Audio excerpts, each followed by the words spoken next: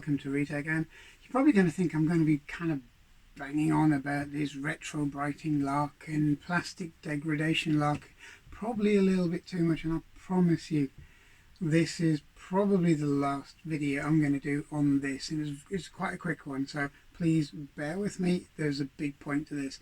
My last video about retro brighting or not retro brighting, and using the three mice to actually just show you how the problem goes right through the plastics. It's not surface deep on a lot of the things that we actually try to restore, and when it gets more than surface deep, you're in big trouble. And I have found the perfect example to show you why you're in big trouble.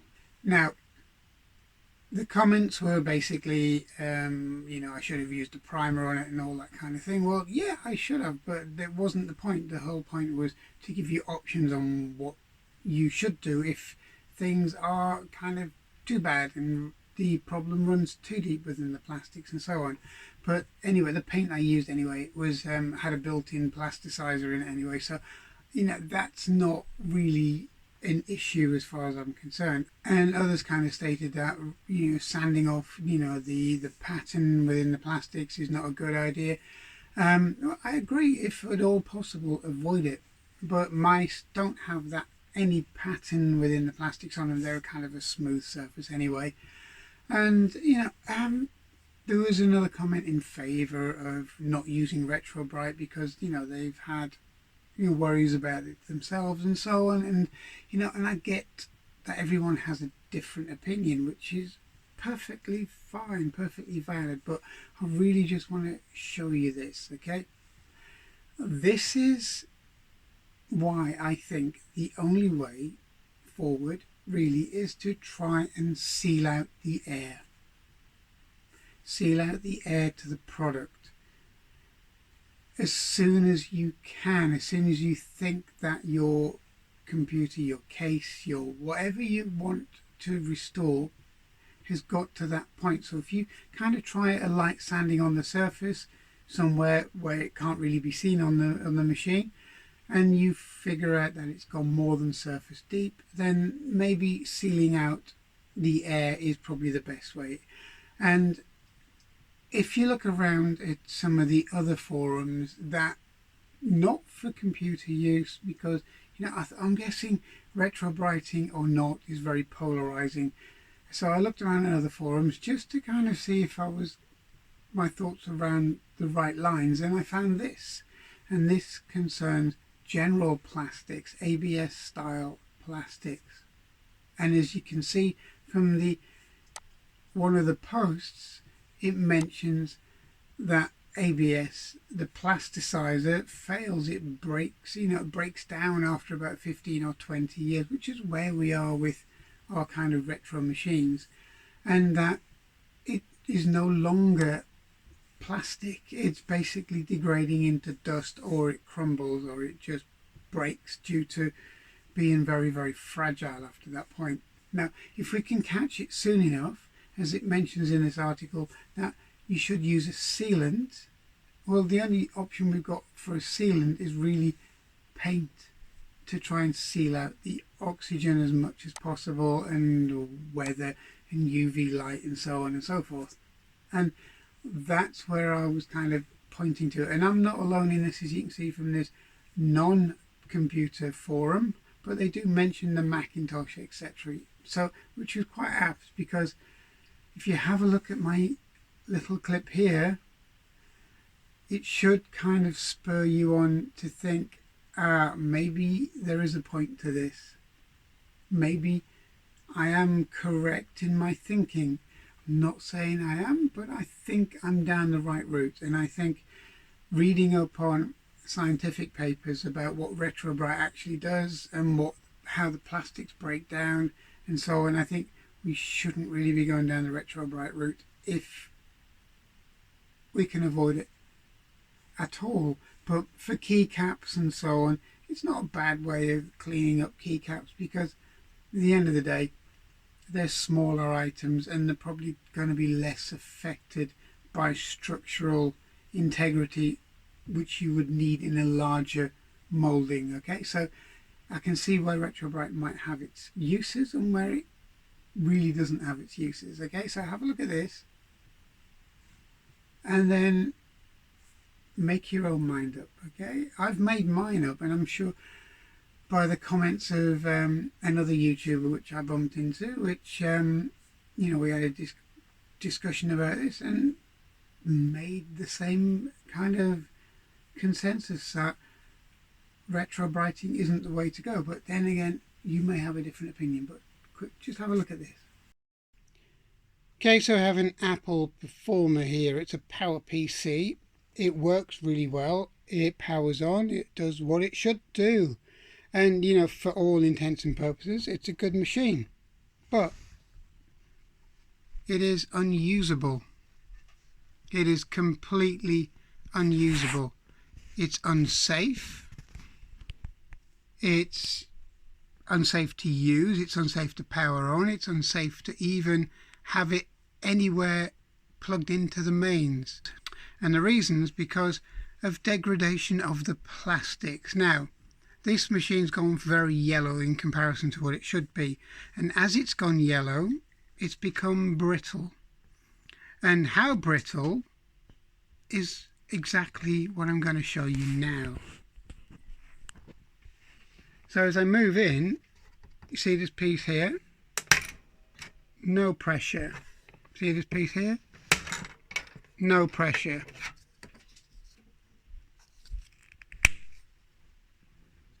No pressure. This is how brittle this machine has got.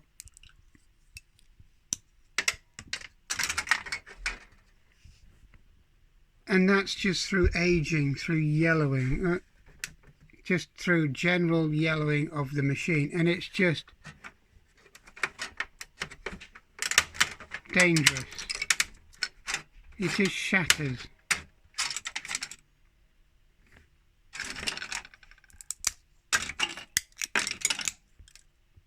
And it's not where you'd think it would shatter across these little bits here. It actually just shatters right across the whole machine.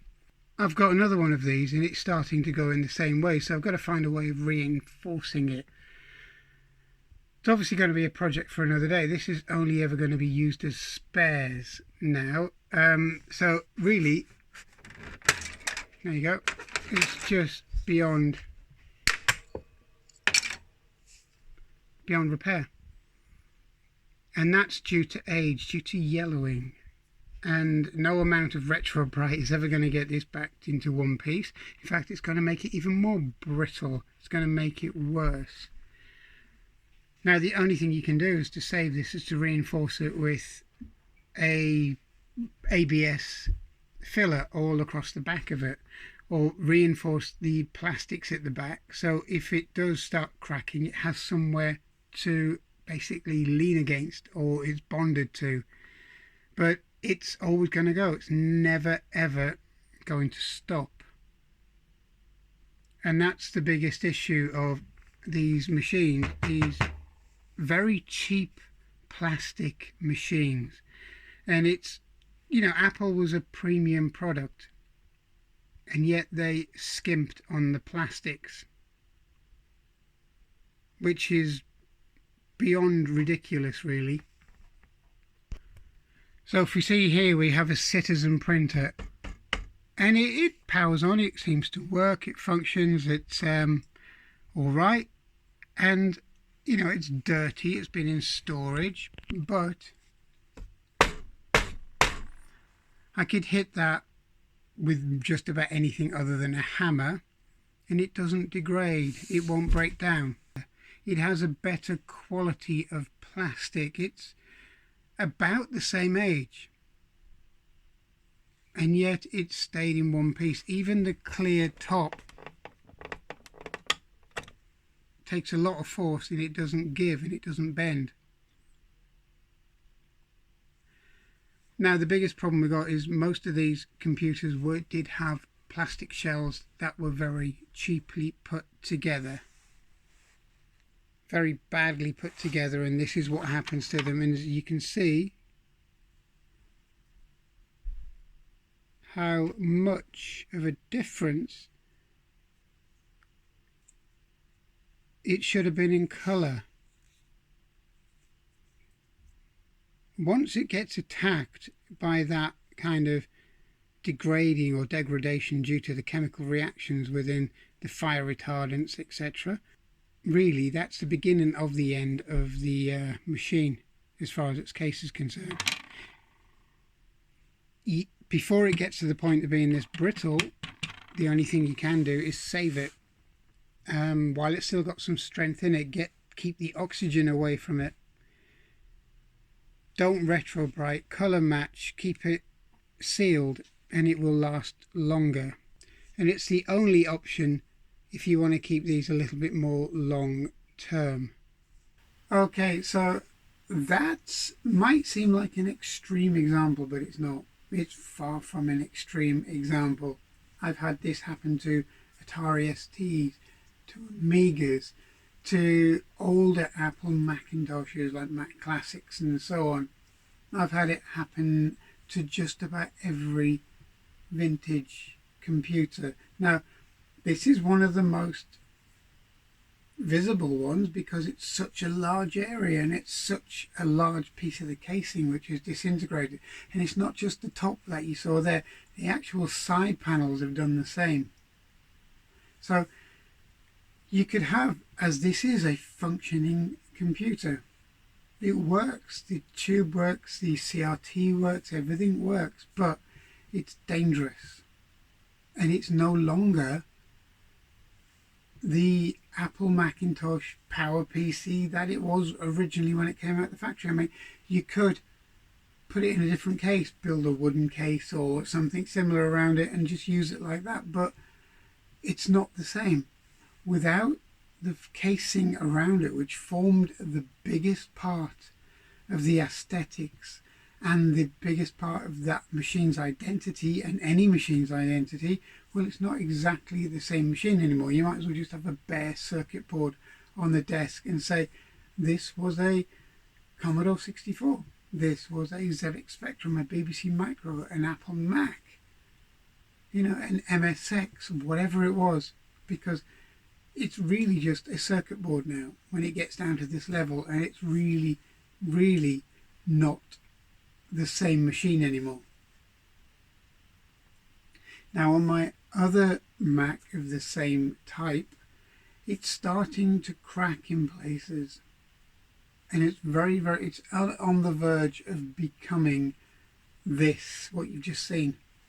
So I'm going to go down the route of strengthening up the case using ABS plastic and ABS fillers to strengthen up the case. So you've got some rigidity behind the actual case. So if it means skimming the entire case, then that's maybe what I would have to do to give some longevity back to the machine itself. Now, maybe that's what we will have to do in not too distant a future. But I'm guessing for the vast majority of machines out there, we can catch it now.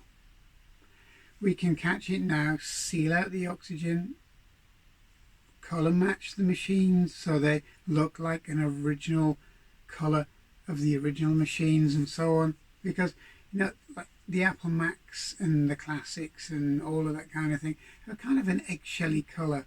I'm sure you can match that up. And I'm sure it would be almost indistinguishable between the original finish, which is, if you look back at one of my videos, you'll find that I had an XE, Atari XE and Atari ST, and I had to look twice at them to figure out which one I actually did colour match and paint, because they were both identical.